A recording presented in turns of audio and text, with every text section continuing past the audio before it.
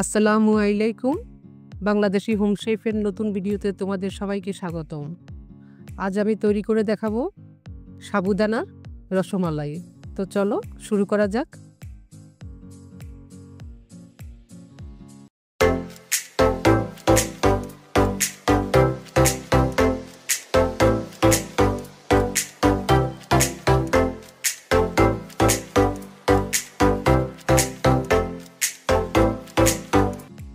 সাবুদানার রসমালাই তৈরি করতে একটা পাতিলে 1 কাপ পানি চুলার উপরে দিয়ে দিলাম।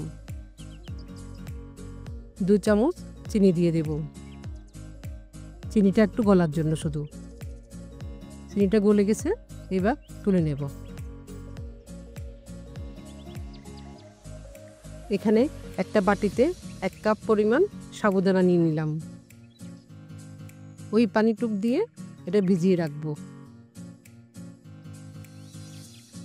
10-15 মিনিটের মতো। এখানে একটা পাত্রে আমি কিছু চিনি দিয়ে ক্যারামেল তৈরি করব। নেড়ে চেড়ে একটা ক্যারামেল তৈরি করব। চিনিটা বারবার নাড়তে হবে। সিলভারের পাতিলেতে তাড়াতাড়ি হয়, এখানে ননস্টিক পাত্রে একটু সময় লাগে।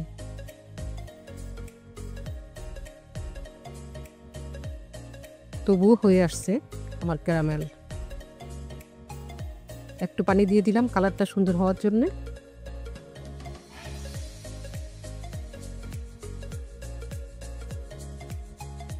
হাফ লিটার দুধ দিয়ে দিলাম। এবার ক্যারামেলটা আস্তে আস্তে গলতে থাকবে।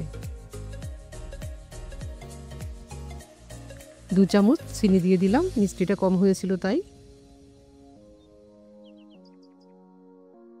একটা এলাচ মুখ খুলে দিলাম গ্রান হওয়ার জন্যে। আস্তে আস্তে জাল দেব এটা।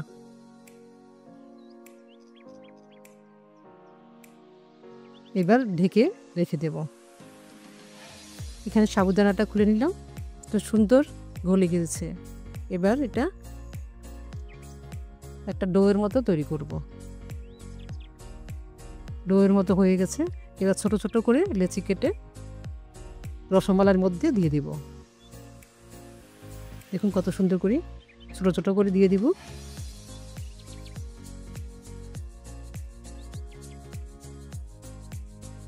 আস্তে আগুন দিয়ে দিলাম এবং চারিদিক দিয়ে একটু নেড়ে ছেড়ে নেব।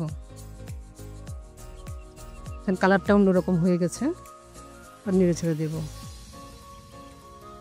হয়ে গেল আমার সাবুদানার রসমালাই। এই গরমের দিনে খুবই আরামের খাবার। একবার তৈরি করে খেয়ে দেখবেন। পরিবেশন করার আগে একটু বাদাম কুচি ছিটিয়ে দিলে দেখতেও সুন্দর লাগে, খেতেও খুবই মজা লাগে।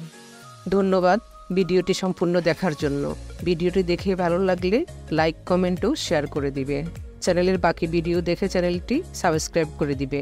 তোমাদের কোনো পছন্দের রান্নার রেসিপিতে দেখতে চাইলে কমেন্ট করে জানাবে। আজ এই পর্যন্তই, দেখা হচ্ছে পরের ভিডিওতে। ততদিন পর্যন্ত সবাই ভালো থাকবে।